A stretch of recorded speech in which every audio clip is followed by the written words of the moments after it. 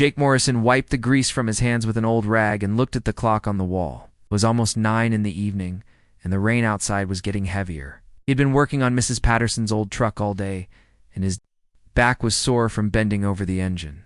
The small town of Cedar Falls was quiet at this hour. Most people were already home, sitting in front of their televisions or getting ready for bed. Jake liked this time of day. His auto repair shop was peaceful, and he could think clearly without customers asking him questions every few minutes. He was about to turn off the lights and lock up when he heard a strange sound coming from the highway. It was not like any car engine he had ever heard. The sound was high and whining, almost like a machine that was breaking down. Jake stopped and listened carefully.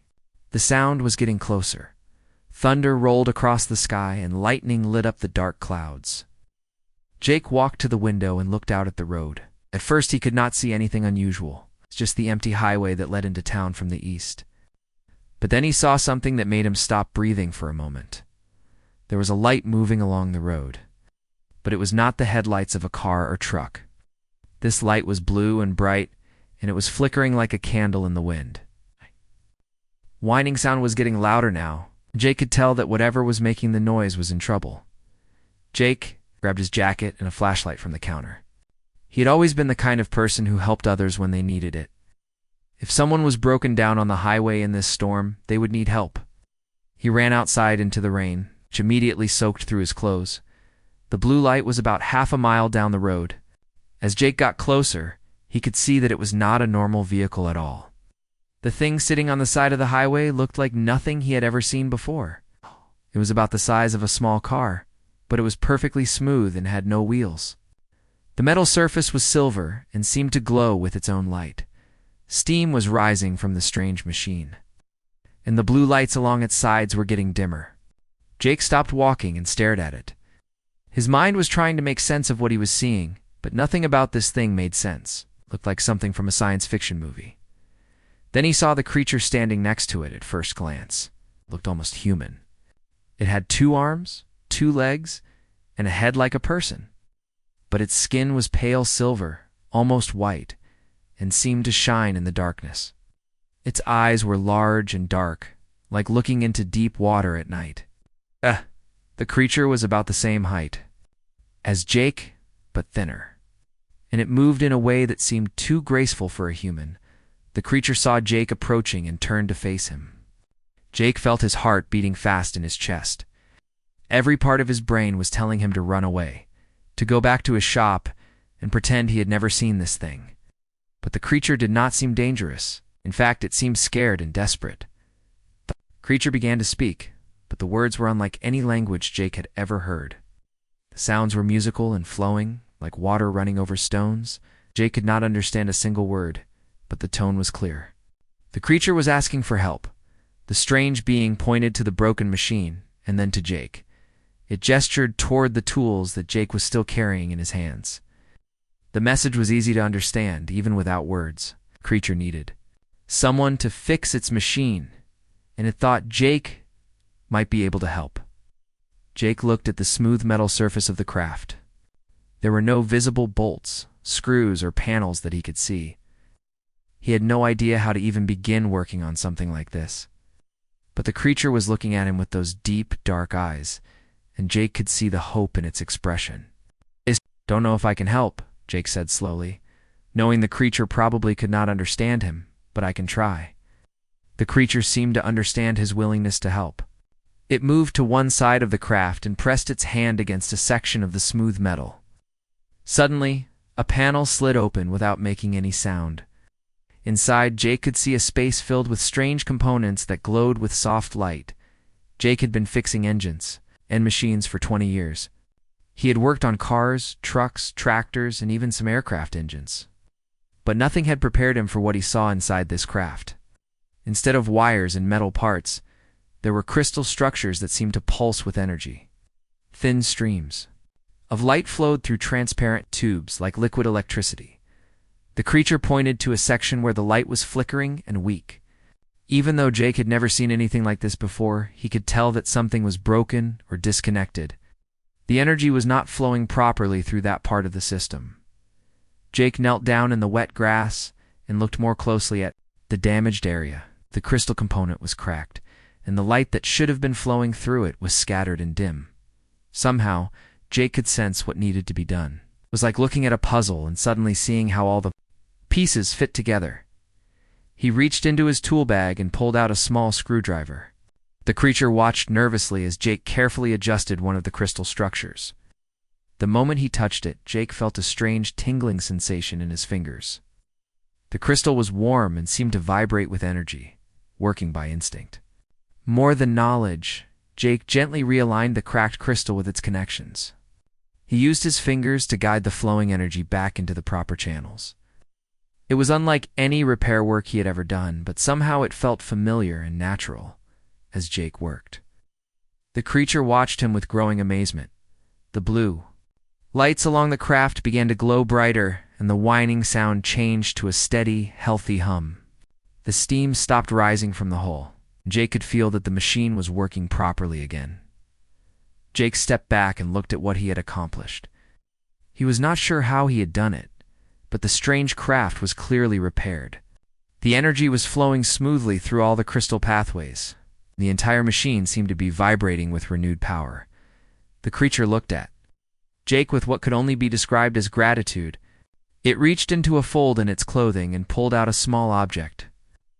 The thing was smooth and round, about the size of a golf ball, and it glowed with a soft, warm light. The creature held it out to Jake. Jake took the object carefully. It was warm to the touch and seemed to pulse gently in his palm. He looked up at the creature, who nodded, as if to say that this was a gift, a way of saying thank you for the help, without another sound. The creature climbed into its craft through an opening that appeared in the side. Ow. The machine rose silently from the ground, floating in the air like it weighed nothing at all. For a moment, it hovered above Jake, and he could see the creature looking down at him through a transparent section of the hull. Then the craft shot upward into the stormy sky and disappeared among the clouds in seconds. Jake stood alone on the wet highway, holding the glowing stone and wondering if any of what had just happened was real. The rain was still falling, but Jake barely noticed it. He walked slowly back to his shop, looking at the strange object in his hand. Whatever had just happened, he knew his life would never be the same again. Jake woke up to the sound of his dog barking outside. Rusty was an old golden retriever who usually slept until noon, so hearing him bark at 6 in the morning was unusual. Jake rolled over in bed and tried to ignore the noise, but Rusty kept barking with the kind of urgent sound that meant something was wrong. Jake sat up and rubbed his eyes. The glowing stone from the night before was sitting on his bedside table, still pulsing with soft light. For a moment he wondered if the whole thing had been a dream. But the stone was real, and his clothes from last night were still damp and muddy. The barking got louder and more frantic. Jake got out of bed and walked to the window that faced his front yard. What he saw made him freeze in place. 3 large black vehicles were parked around his house. They were not like any cars or trucks he had ever seen. The vehicles were sleek and angular, with dark windows that he could not see through. They looked expensive and dangerous, like something from a movie about secret agents. Men in dark suits were getting out of the vehicles. They moved in a careful, organized way that reminded Jake of soldiers. All of them were wearing sunglasses, even though the sun was barely up. Jake counted at least 8 people, and they were spreading out around his property like they were surrounding it. Jake's heart started beating fast. He grabbed his jeans and a shirt from the floor and got dressed quickly. Whatever was happening, he did not want to face it in his pajamas. He picked up the glowing stone and put it in his pocket. There was a knock at his front door. It's not a normal knock, but 3 sharp raps that sounded official and demanding. Jake walked downstairs slowly, his mind racing. He had no idea what these people wanted, but he was sure it had something to do with what happened last night. He opened the door and found himself face to face with a woman in a dark suit. She was probably in her 50s, with gray hair pulled back tightly and sharp blue eyes that seemed to look right through him. She was holding a badge in a leather case. "Mr. Morrison," she said in a voice that was all business. "I am Agent Collins, with the Extraterrestrial Contact Division. We need to talk." Jake stared at the badge. The words Extraterrestrial Contact Division were printed under an official-looking seal. He had never heard of such an organization, but the badge looked real enough. "I think you have the wrong person," Jake said, trying to keep his voice steady. "I'm just a mechanic." Agent Collins looked at him with an expression that said she did not believe him for a second. "Mr. Morrison, we know about your encounter last night. We know about the repair you made to the alien craft. We know about the gift you received. May we come in?" Jake felt his stomach drop. How could they possibly know about what happened? Had not told anyone. He had not even decided if he believed it himself. "How do you know about that?" Jake asked. "We monitor all extraterrestrial activity in this area," Collins said. "When an alien craft lands and then takes off again, we know about it. When someone successfully repairs alien technology, we definitely know about it. Now may we come in? Or would you prefer to have this conversation outside where your neighbors can hear?" Jake looked past Collins and saw that several of his neighbors were already peeking out their windows. Mrs. Patterson from across the street was standing on her porch in her bathrobe, staring at the black vehicles. Jake stepped aside and let Collins enter his house. 2 other agents followed her inside. They were both men younger than Collins, and they looked around Jake's living room like they were memorizing every detail. One of them was carrying a briefcase, and the other had some kind of electronic device that was beeping softly. "The house is clean," the man with the device said to Collins. "No surveillance equipment, no alien technology except for the item in his pocket?" Collins nodded and looked at Jake. "Mr. Morrison, please have a seat. We have a lot to discuss." Jake sat down on his couch, feeling like a prisoner in his own home. Collins sat across from him in his favorite chair while the other 2 agents stood by the door. "First, let me explain who we are," Collins said. "The Extraterrestrial Contact Division is a government agency that most people have never heard of. We have been monitoring alien activity on Earth for over 50 years. Job is to manage contact with extraterrestrial species and to protect both Earth and visiting aliens from harm." Jake listened, but it was hard to believe what he was hearing. "You're telling me that aliens have been visiting Earth for 50 years? Longer than that?" Collins said. "But we have been officially tracking and managing contact for 50 years. The species you helped last night are called the Zelari. They are explorers and scientists. They have been studying Earth for about 20 years, always from a distance. They are peaceful and have never interfered with human affairs." "Then why are you here?" Jake asked. "If they're peaceful, what's the problem?" Collins opened her briefcase and pulled out a tablet computer. She touched the screen a few times and then turned it toward Jake. On the screen was a picture of the alien craft he had repaired, taken from above. "The problem, Mr. Morrison, is that you successfully repaired their technology. Do you understand? How remarkable that is." Jake shook his head. "I just fixed what was broken. It wasn't that complicated." "It wasn't complicated for you," Collins said.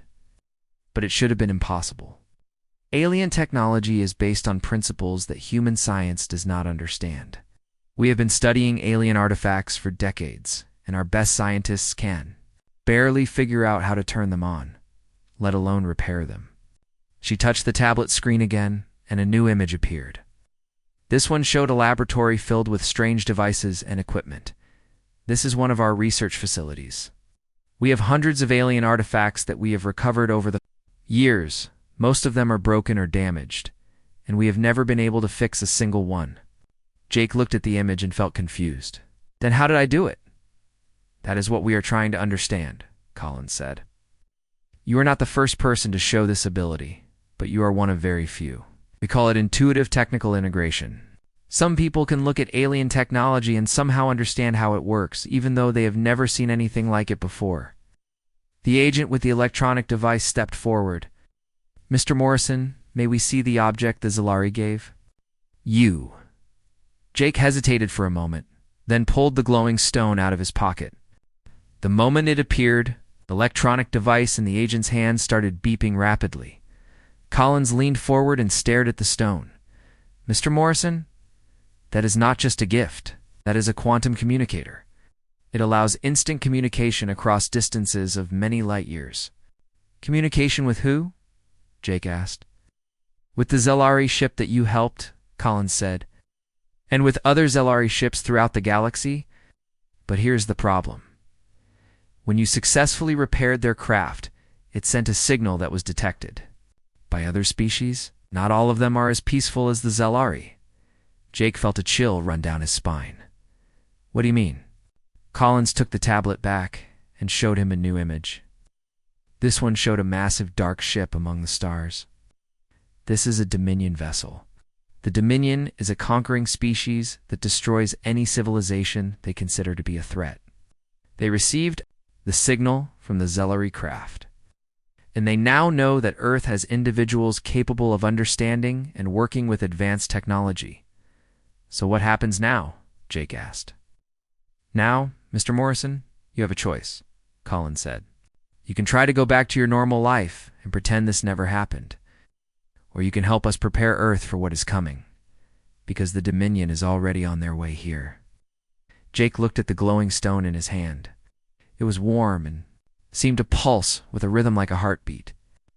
How long do we have? Our best estimate is about 2 weeks, Collins said. The Dominion moves fast when they identify a threat. But they are also overconfident. They think Earth is just another primitive world that will be easy to conquer. And you think I can help stop them? Collins smiled for the first time since. She had arrived, Mr. Morrison. You and people like you are the only reason we have any chance at all. The Dominion has never encountered a species that could adapt and improve their technology. They have never fought against humans. Jake sat quietly for a moment, thinking about everything he had heard. His peaceful life as a small-town mechanic was over. He could try to run away and hide, but somehow he knew that would not work. The glowing stone in his hand seemed to be getting warmer, as if it was encouraging him to make the right choice. Do you need me to do? Jake asked. Collins closed her briefcase and stood up. Pack a bag, Mr. Morrison. You're coming with us.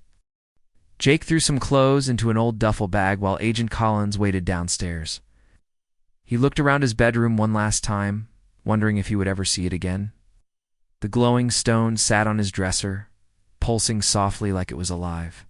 He picked it up and put it carefully in his jacket pocket. When he came downstairs, Collins was talking quietly on a phone. She finished her conversation and looked at Jake. Ready? Jake nodded, even though he was not ready at all. Followed Collins outside to one of the black vehicles. The other agents were already getting into their cars. Jake noticed that his neighbors were still watching from their windows and porches. He wondered what they thought was happening. The car was unlike anything Jake had ever been in. The seats were incredibly comfortable, and there were screens and controls built into every surface. Collins sat next to him while another agent drove. They left Cedar Falls quickly, heading toward the highway that led to the state capitol. Where are we going? Jake asked. To a facility about 2 hours from here, Collins said. An old grain storage building from the outside, but it's actually one of our most important research centers. Jake watched the familiar countryside pass by the window. Everything looked normal, but he knew that his world had changed forever. How many people know about aliens? More than you might think, but fewer than you would expect, Collins said. Most world governments know the truth, and there are thousands of people who work for organizations like ours. But we keep it secret from the general public because most people are not ready to know that we are not alone in the universe. What happens when the Dominion gets here? Won't people find out then? Collins looked serious.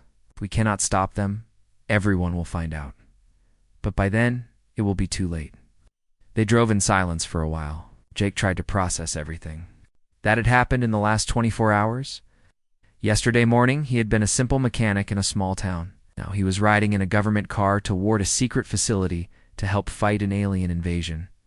After about 2 hours, they turned off the main highway onto a dirt road, but as they got closer, he noticed things that did not make sense. There were too many power lines going to the buildings, and there were satellite dishes and antennas that seemed out of place for a farming operation. The car stopped at a gate with several guards. Collins showed her identification, and the guards waved them through.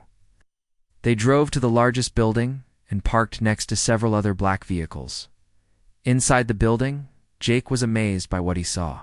Ow. The grain storage building was just a shell. Inside was a modern facility with laboratories, offices, and corridors that seemed to go on forever. People in lab coats and military uniforms were walking around carrying equipment and talking on radios. Collins led Jake to an elevator. That took them down several floors underground. When the doors opened, Jake found himself in a massive underground complex that was much larger than the building above ground. "Welcome to Research Station 7, Collins said. "This is where we study alien technology and prepare for situations, like the one we are facing now." They walked down a long corridor lined with doors. Through the windows and some of the doors, Jake could see laboratories filled with strange equipment and devices. In one room, scientists were examining what looked like pieces of a crashed spacecraft. In another, technicians were trying to figure out how to operate a device that glowed with the same kind of light as Jake's stone. Collins stopped at a door marked Dr. Lisa Carter, chief scientist. She knocked and entered without waiting for an answer. Dr. Carter was a woman in her 40s, with curly brown hair and thick glasses. She was sitting at a desk covered with papers and computer monitors. When she saw Collins and Jake, she stood up quickly. "This is him?" Dr. Carter asked. "The one who repaired the Zelari craft?" "Jake Morrison, meet Dr. Lisa Carter," Collins said. "She runs the technical research division here." Dr. Carter shook Jake's hand and looked at him like he was some kind of rare specimen. "Mr. Morrison, what you accomplished last night should have been impossible. Our best engineers have been trying to understand Zelari technology for years." "I don't understand it either," Jake said. "I just fixed what was broken." "That's exactly what makes you so valuable," Dr. Carter said. "Oh." She walked over to a large screen on the wall and touched a button. The screen showed a map of the world with red dots scattered across different countries. "These red dots represent people like you," Dr. Carter explained. "People who have the ability to understand and work with alien technology, even though they have no training or background in it. We call this ability intuitive technical integration." Jake counted the dots on the map. "There are only 12 dots." "Exactly," Dr. Carter said. "In the entire world, we have only found 12 people with this ability. And now we need all 12 of you to help save Earth."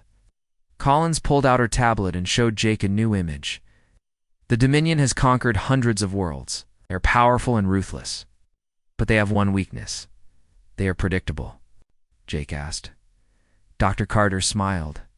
"The Dominion has never encountered a species that could adapt their technology and make it better. They expect other civilizations to fight back with their own primitive weapons. They do not expect to face their own weapons turned against them." She led Jake and Collins to another room filled with strange objects and devices. Jake recognized some of them as alien technology, but others looked like they might be human-made. "For 50 years, we have been collecting alien artifacts," Dr. Carter explained. "Crashed ships, damaged equipment, abandoned devices. Most of it has been useless to us because we could not figure out how to make it work. But now, with people like you, we can finally use these tools." Jake walked over to a table where several crystal devices were sitting. They looked similar to the components he had repaired in the Zelari craft. Without thinking, he reached out and touched one of them. The moment his fingers made contact with the crystal, it began to glow brightly. Jake could feel energy flowing through it, and somehow he understood exactly how it worked and what it was designed to do. "Remarkable," Dr. Carter whispered. "It took our team 6 months to get that device to respond at all, and you activated it in seconds." Jake picked up the crystal and turned it over in his hands. It was some kind of power source, but he could see ways to make it more efficient and powerful. Its design is good, but it could be better. If you changed the internal structure slightly, it would produce twice as much energy. Dr. Carter and Collins looked at each other with excitement. "Mr. Morrison, that is exactly what we need," Collins said. "The ability to take alien technology and improve it." "How much time do we have?" Jake asked. "The Dominion fleet will arrive in 13 days, Dr. Carter said. "We need to gather all 12 people with your ability and turn this collection of alien artifacts into weapons that can defend Earth."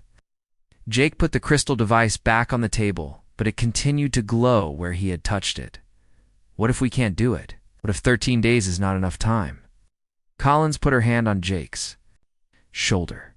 Then Earth will fall, and humanity will be enslaved or destroyed. But I believe we can do this. The Dominion has never faced an enemy like humans before. What makes humans so special? Jake asked. Dr. Carter walked over to a computer terminal and pulled up a file. On the screen was information about dozens of different alien species. Most alien civilizations develop along predictable paths. They create specialized technologies for specific purposes. They are efficient and logical, and humans are different. Humans are chaotic and unpredictable, Dr. Carter said. You take existing ideas and combine them in ways that no one else would think of. You create solutions that should not work, but they do. The Dominion will expect us to fight like every other species they have conquered. Oh, God. Instead, we are going to fight like humans. Jake looked around the room at all the alien technology. 13 days seemed like an impossible deadline, but he was beginning to understand what they needed to do. It was not about understanding alien technology perfectly. It was about making it work better than its creators ever intended. We start? Jake asked. Right now, Collins said. The other 11 people are already on their way here. By tomorrow morning, we will have the most unusual engineering team in human history. Jake touched the glowing stone in his pocket. It was warm and seemed to pulse with encouragement. He had a feeling that the next 13 days would be the most important in human history. Jake woke up in a small room that felt more like a hotel than a secret government facility. He had been at Research Station 7 for 3 days now, and his old life already seemed like a distant memory. The glowing stone sat on the bedside. Table, pulsing steadily like a heartbeat. He got dressed and walked to the cafeteria for breakfast. The other 11 people with his special ability had arrived over the past 2 days, and Jake was still getting to know them. They came from all over the world and had very different backgrounds. But they all shared the same strange gift. Maria Santos was a computer programmer from Brazil who could make alien computing systems work just by touching them. She was young, maybe 25, with dark hair and quick eyes that seemed to see everything at once. Yesterday, she had activated an alien computer that had been sitting dead in storage for 15 years. Kevin Park was a physicist from California whose parents had come from Korea. He understood alien energy weapons better than anyone Jake had ever met. Kevin could look at a broken weapon and immediately know how to fix it and make it more powerful. Linda Foster was an engineer who used to work for NASA before she was recruited by the Extraterrestrial Contact Division. She was older than the others, probably in her 50s, but she could pilot alien spacecraft like she had been born to do it. Linda had spent the last 2 days learning to fly a captured Dominion scout ship. The others had similar abilities. There was Carlos from Mexico, who understood alien shields and defensive systems. Anne from Canada could work with alien communication devices. Peter from Australia was amazing with alien sensors and scanning equipment. Jake sat down at a table. With Maria and Kevin, they were both looking tired but excited. Did you see what happened in Lab 6 yesterday? Maria asked. Dr. Carter showed me an alien computer core that had been damaged in a crash 20 years ago. I touched it for maybe 10 seconds, and suddenly it was working better than new. Kevin nodded. Same thing happened to me with the Dominion energy rifle.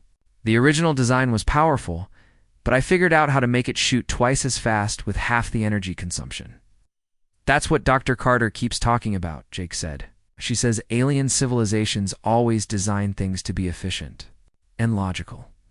But humans design things to be adaptable and surprising. Speaking of surprising, Maria said, have you tried talking to the Zelari through your stone yet? Jake shook his head. Collins said they would teach me how to use it today. After breakfast, Jake went to Dr. Carter's laboratory. She was working with several alien devices that were now glowing and humming with activity. The room looked completely different than it had 3 days ago. Equipment that had been dark and silent was now active and functional. Good morning, Jake, Dr. Carter said. Ready to learn how to communicate with our alien friends? She led him to a quiet room with comfortable chairs and no other equipment except for a recording device. The quantum communicator in your pocket works by reading your thoughts and translating them into a form that the Zalari can understand. But you have to focus your mind carefully. Jake took the stone out of his pocket. It was glowing brighter than usual, almost like it knew what was about to happen. Hold the stone in both hands and think about wanting to talk to Captain Zeph, Dr. Carter instructed. Picture his face in your mind and focus on the idea of communication. Jake closed his eyes and held the warm stone, thought about the silver-skinned alien who had asked for his help that night on the highway. He concentrated on wanting to speak with him. Suddenly, Jake heard a voice in his mind. It was not speaking English, but somehow Jake understood every word. Jake Morrison, I am pleased to hear from you. Jake opened his eyes in surprise. Dr. Carter was watching him carefully. Did it work? Yes, Jake said. I can hear him. He closed his eyes again and focused on the stone. Captain Zeph, this is Jake. We need your help. I know why you contact me, the alien voice said in Jake's mind. The Dominion comes to your world. They detected the signal when you repaired? My ship. I am sorry for bringing this danger to your people. It's not your fault, Jake thought back. But we need to know how to fight them. The Dominion has conquered 400 worlds, Captain Zeph replied.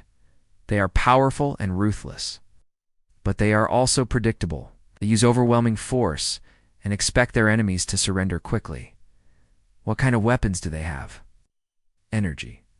Weapons that can destroy buildings. Shields that can stop any attack we have seen. Ships that can move faster than light. They have never lost a battle. Jake felt his heart sink. Then how can we possibly win? Perhaps you cannot, Captain Zeph said. But if any species can surprise the Dominion, it would be humans. You think differently than other races. You solve problems in ways that should not work, but do work. Can you help us? I will share what information I can, but I cannot fight. Alongside you, my people have a treaty with the Dominion. If we break it, they will destroy our entire civilization. Jake understood. The Zellar were trying to protect their own people. He could not blame them for that. There is something else, Captain Zeph continued. The Dominion fleet approaching. Your world is not their largest force. If you defeat them, they will send a much bigger fleet. But if you can win the first battle, you will gain time to prepare for the real war. How long would we have? Perhaps 6 months? Maybe a year? Jake opened his eyes and looked at Dr. Carter. The Dominion fleet that's coming is just the first wave. If we win, they'll send a bigger force later. Dr. Carter nodded grimly. We expected as much. But if we can prove that Earth can defend itself, we might be able to form alliances with other species who hate the Dominion. Over the next week, Jake and the other 11 worked around the clock to prepare Earth's defenses. They took alien artifacts that had been collecting dust for decades and turned them into weapons of war. Jake worked on power systems, making alien energy sources more efficient and powerful than their original designs. Maria connected alien computers together in ways that created super-intelligent defensive networks. Kevin modified energy weapons to shoot faster and hit harder. Linda and Carlos worked together on a captured Dominion battleship that had crashed in the Pacific Ocean 15 years ago. They repaired the ship and improved its weapons and shields using human engineering principles. The most amazing project was led by Ann and Peter. They took alien communication and sensor technology and created a defense grid that could detect enemy ships from incredible distances and coordinate attacks across the entire planet. Dr. Carter showed Jake a display that tracked their progress. In 10 days, we have accomplished more than we managed in the previous 50 years, she said. Oh. Every piece of alien technology in our possession is now functional and improved. Will it be enough? Jake asked. We'll find out tomorrow, Dr. Carter said. Our sensors detected the Dominion fleet entering the solar system 2 hours ago. Jake felt the stone in his pocket grow warm, took it out, and immediately heard Captain Zeph's voice in his mind. Jake Morrison, the Dominion fleet has arrived. 12 battleships and 40 smaller vessels. Oh. They will reach Earth in 18 hours. We're ready for them, Jake replied. I hope you are correct, Captain Zeph said.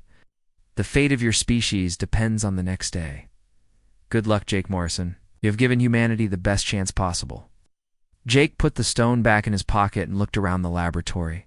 Alien technology hummed and glowed throughout the facility. Human engineers and technicians were making final preparations. In 18 hours, they would discover if human creativity and adaptability could defeat a force that had never known. Defeat, Dr. Carter, Jake said. I want to be in one of the fighter ships when the battle starts. Jake, you're too valuable to risk in combat, she replied. The modifications I made to those ships need someone who understands them, Jake said. If something goes wrong during the battle, I'm the only one who can fix them quickly enough to matter. Dr. Carter looked at him for a long moment, then nodded. Right, Jake. You'll pilot Fighter 1. Try not to get yourself killed. Earth is going to need you after this battle is over. Jake smiled grimly. In 18 hours he would. Find out if a small-town mechanic could help save the world. Jake sat in the cockpit of Fighter 1, watching the stars through the clear canopy above his head. The ship was unlike anything he had ever imagined flying. It was built from alien technology, but modified with human ideas that made it faster. And more powerful than the original design, the fighter responded to his thoughts as much as his hands. When Jake wanted to turn left, the ship began turning before he even touched the controls. When he thought about going faster, the engines automatically adjusted their power output. It was like the ship had become part of his body. All fighters? This is Control, came Dr. Carter's voice through his headset. Dominion fleet is now visible on long-range sensors. 12 battleships and 40 escort vessels, just as Captain Zeff predicted. Jake looked at his scanner display. The enemy ships appeared as red dots, moving steadily toward Earth.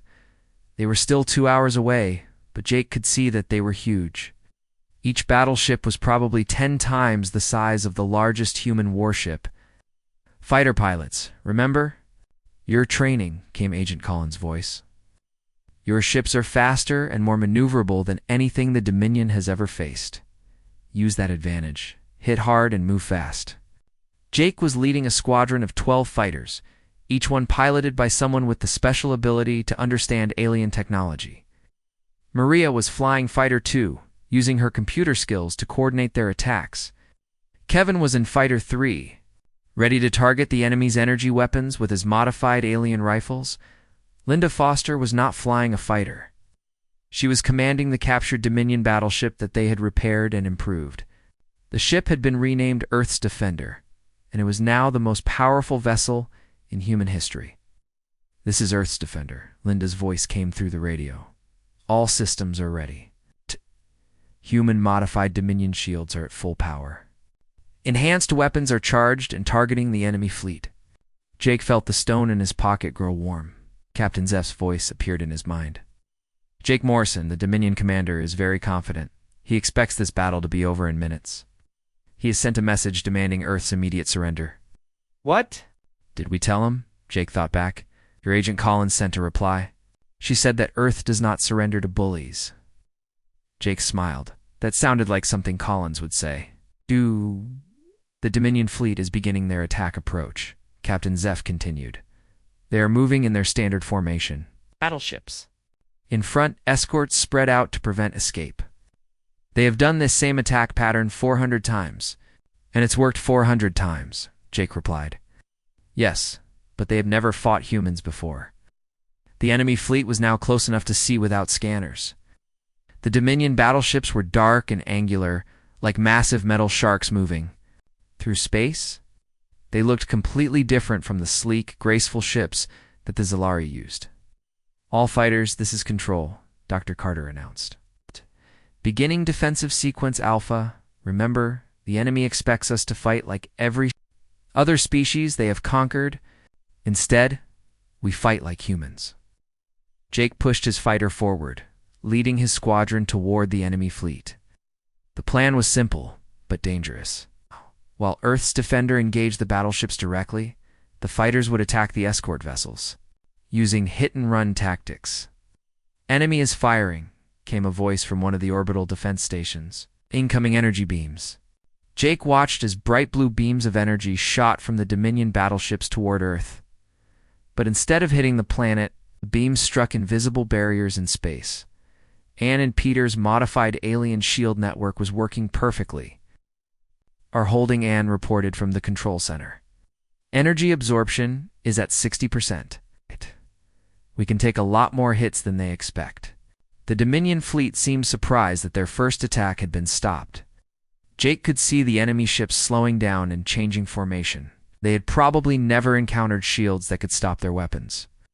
Fighter Squadron 1, beginning attack run, Jake announced. He dove his ship toward the nearest Dominion escort vessel, a sleek craft about the size of a large airplane. The enemy ship fired at him with red energy beams. But Jake's fighter was too fast and agile. He twisted and turned through the enemy. Fire like he was driving through traffic back in Cedar Falls. The Dominion pilots had probably never seen anything move like that. Jake fired his own weapons. Modified alien energy rifles that Kevin had improved with human engineering. The green energy beams hit the enemy escort ship and tore right through its shields. The Dominion vessel exploded in a ball of fire and debris. First kill confirmed, Jake reported. These ships can't handle our modified weapons. All around him. The other human fighters were attacking the Dominion escorts. Maria was using her computer skills to jam enemy communications, making it impossible for them to coordinate their defense. Kevin was targeting their weapon systems with precision shots that disabled entire ships. But the real surprise came when Earth's defender engaged the enemy battleships. Linda had taken the captured Dominion ship and improved it with human ideas that the original builders never would have considered. This is Earth's defender, Linda reported, engaging lead battleship with enhanced weapons. Jake watched as Earth's defender fired weapons that were originally Dominion technology but had been modified by human engineers. The energy beams were brighter and more powerful than anything the Dominion had ever seen from their own ships. The enemy battleship's shields failed completely under the assault. Secondary explosions rippled along its hull as Linda's modified weapons tore through armor that was supposed to be impenetrable. Possible, came Captain Zeph's voice in Jake's. Mind, the Dominion battleship is retreating. I've never seen a Dominion ship retreat from anything. Jake looked at his scanner and saw that the enemy fleet was indeed falling back. Half of their escort ships had been destroyed or disabled, and their lead battleship was badly damaged. All ships, press the attack, Collins ordered. Don't let them regroup. Jake led his squadron after the retreating escorts. The enemy pilots were flying defensively now, trying to protect themselves instead of attacking. Earth, they had been trained to fight against predictable enemies who used conventional tactics. They had no idea how to deal with human creativity and adaptability. The battle continued for another hour, but the outcome was no longer in doubt. The Dominion fleet that had expected to conquer Earth, in minutes, was being systematically destroyed by weapons and tactics they had never encountered before. Enemy flagship is signaling for withdrawal, Anne reported. They're trying to retreat to hyperspace. Don't let them escape, Collins ordered.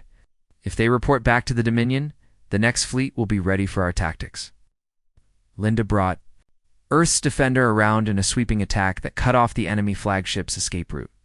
Jake and his fighters attacked from the other side, trapping the massive battleship between them. Dominion flagship, this is Agent Collins of Earth, came the radio transmission. You came here expecting to conquer a primitive world? Dead. You found something you've never encountered before. Humans who refuse to give up. There was a long pause before the Dominion commander replied. His voice was cold and angry. This species has achieved something we thought impossible. You have made our technology better than we could make it ourselves. This will not be forgotten. Good, Collins replied. Tell the rest of the Dominion that Earth is under human protection now. And if they want to try again, they better bring a bigger fleet. The remaining Dominion ships jumped to hyperspace, leaving behind the wreckage of their escorts and the damaged hulls of 3 battleships. Jake flew his fighter back toward Earth, feeling exhausted but victorious. Through his mental link with Captain Zeph, he heard the Zellar captain's amazement.